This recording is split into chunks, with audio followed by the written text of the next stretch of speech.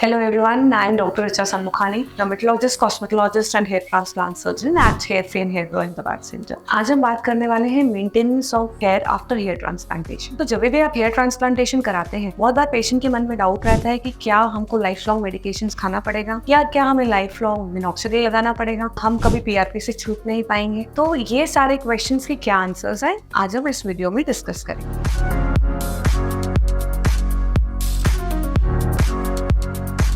तो जब भी आप हेयर ट्रांसप्लांटेशन कराते हैं, आफ्टर हेयर ट्रांसप्लांटेशन आपके डॉक्टर्स आपको प्रिस्क्राइब करेंगे कुछ मेडिसिन जिसमें बायोटिन सप्लीमेंट या मल्टीविटामिन होंगे, विटामिन B12, विटामिन D3 भी हो सकता है। तो लोशन सप्लाई करने के लिए दिए जाएंगे जिसमें मिनॉक्सिडिल होगा, या तो 5% होगा या 10% मिनॉक्सिडिल होगा, ताकि आपको सपोर्टिव डैंड्रफ ना हो। उसके शैम्पूज होंगे या रेगुलर डेली वॉश के लिए यूज कर पाए, ऐसा माइल्ड शैम्पू होगा। तो ये सारी चीजें जब भी आपने हेयर ट्रांसप्लांटेशन कराया है तो कुछ टाइम तक चलेगी। जैसे हेयर ट्रांसप्लांटेशन को आप उस तरीके से माने कि आपने ट्रांसप्लांट किया है, तो आपने डोनर एरिया से हेयर निकाल के और आपकी रेसिपिएंट एरिया में ट्रांसप्लांट किए हैं। जब ये हेयर रूट्स न्यू हैं, तो ये इस तरीके के हैं जैसे आपने खेत में बीज लगाए हो। अब आपको उनको टाइम टाइम पे फर्टिलाइजर सप्लाई करना या वाटरिंग करना जरूरी है ताकि वो प्रॉपरली उगे। न्यूट्रिशन सप्लाई करने का टाइम है, ये इनिशियल 3 to 4 मंथ्स है, उसमें बहुत इंपॉर्टेंट। बहुत बार पेशेंट्स का ऐसा रिजर्वेशन रहता है कि हमें फिनेस्टेराइड नहीं खानी है, मिनॉक्सिडिल लगाने की आदत नहीं डालनी है। इनिशियली 3 to 4 मंथ अगर आप ये प्रॉपरली फॉलो करते हैं,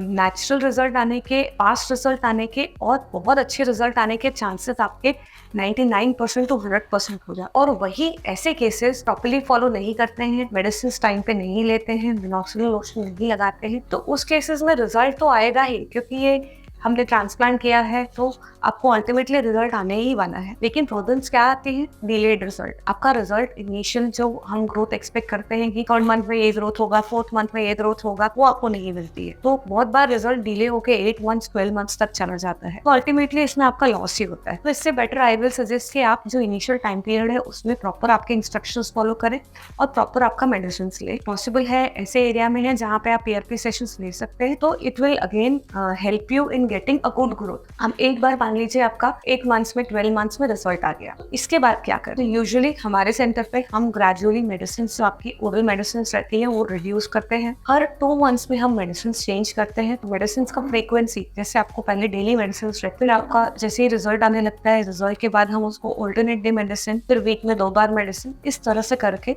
मेडिसिन रिड्यूस करते हैं। कभी कभी ऐसे भी केसेस रहते हैं जिनको डैंड्रफ के इश्यूज रहते हैं, न्यूट्रिशन बराबर नहीं रहता, या स्ट्रेस फैक्टर रहता है, या स्मोकिंग रहता है, तो ऐसे केसेस में ज्यादा सपोर्ट की जरूरत पड़ती है। ऐसे केसेस में ऐसा भी होता है कि जैसे ही हम मेडिसिन का सपोर्ट हटाते हैं तो हेयर फॉल स्टार्ट हो जाता है, जो टैबलेट्स है उनका सपोर्ट भी देना पड़ता है। तो ये सपोर्ट डिपेंड करेगा कि आपका रिजल्ट किस तरह से है, आगे किस तरह से आपका हेयर फॉल हो रहा है, तो उसके बेसिस पे आपकी मेडिसिन रहेगी। बहुत बार पेशेंट्स मिनॉक्सिडिल बंद करते हैं, 6 से 8 मंथ्स बिल्कुल नहीं लगाते हैं। कोई ऐसा फेज आता है जिसमें वो ट्रैवल में रहते हैं, 1 महीना 2 महीना बिल्कुल मिनॉक्सिडिल बंद कर देते हैं। तो ऐसे केसेस में फिर एग्जिस्टिंग हेयर गिरने के चांसेस होते हैं, और एग्जिस्टिंग हेयर को फिर वापस उसी पोजिशन पे लाने के लिए फिर हमें ओरल मेडिकेशन स्टार्ट करना और मिनॉक्सिडिल लगाना, पीआरपी सेशंस लेना, तो डबल मेहनत करनी पड़ती है। तो द बेस्ट थिंग इज कि आपका एक बार रिजल्ट आ गया है, अब आप एकदम नॉमिनल चीज पे आ जाइए, मिनॉक्सिडिल लोशन लगाइए और पीआरपी सेशंस अगर आप ले सकते हैं 3 मंथ्स 4 मंथ्स में एक बार, तो वो लीजिए। तो इससे आपके एग्जिस्टिंग हेयर अच्छे से मेंटेन रहेंगे। आपके डैंड्रफ का ध्यान रखिए, अगर डैंड्रफ हो रहा है तो एंटी डैंड्रफ शैम्पूज यूज कीजिए, और रेगुलर आपके ट्रांसप्लांटेशन क्लिनिक के टच में रहिए ताकि आपको वापस ये इश्यूज फेस ना करने पड़े जिसके कारण आपने हेयर ट्रांसप्लांटेशन कराया है।